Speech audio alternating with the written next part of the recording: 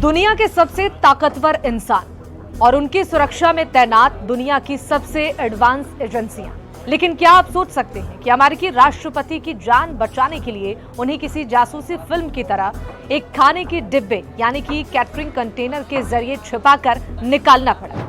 ये कोई Hollywood film की स्क्रिप्ट नहीं है, बल्कि वॉशिंगटन पोस्ट की एक रिपोर्ट का दावा है।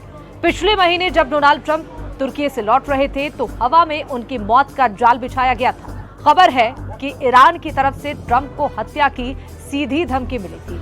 खतरा इतना बड़ा था कि सुरक्षा एजेंसियों के हाथ पांव फूल गए। आनन फानन में जो प्लान बनाया गया उसकी पूरी दुनिया के मीडिया और सुरक्षा विशेषज्ञों को हैरान कर दिया है। तारीख थी 8 जुलाई।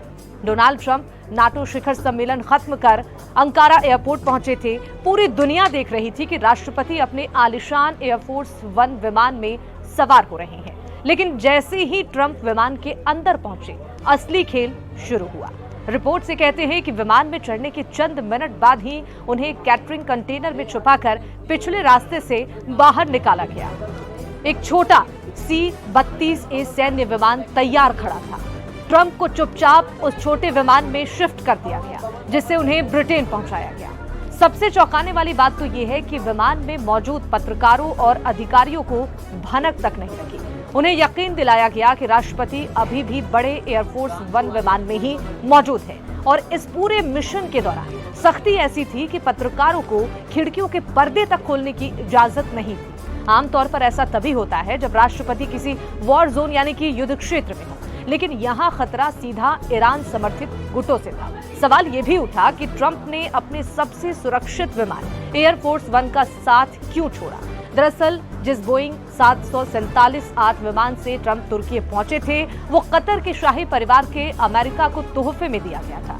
एक्सपर्ट्स का यह दावा है कि इस नए विमान में वो एंटी मिसाइल डिफेंस सिस्टम पूरी तरह से एक्टिव नहीं था, जो पुराने एयरफोर्स 1 की खासियत है, और इसी कमजोरी का फायदा दुश्मन उठा सकते थे। और इसीलिए सुरक्षा एजेंसियों ने कोई रिस्क नहीं लिया और बीच रास्ते में राष्ट्रपति का विमान बदल दिया गया।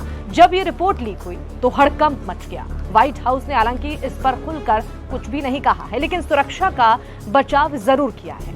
संचार निदेशक स्वीटन चेउंग ने कहा कि ट्रंप की सुरक्षा के लिए हर मुमकिन कदम उठाए जाते हैं। खुद ट्रंप कई बार कह चुके हैं कि विदेशी दुश्मन उन्हें रास्ते से हटाना चाहते हैं। तो सवाल अब ये है कि क्या राष्ट्रपति अपने ही सबसे हाईटेक विमान में असुरक्षित हैं? क्या ईरान के खतरे ने अमेरिका जैसी सुपर पावर को रक्षात्मक होने पर मजबूर कर दिया है? फिलहाल अंकारा एयरपोर्ट की उस रात की कहानी ने ये साबित कर दिया है कि सत्ता के शिखर पर बैठे इंसान के लिए हर पल एक नई चुनौती है।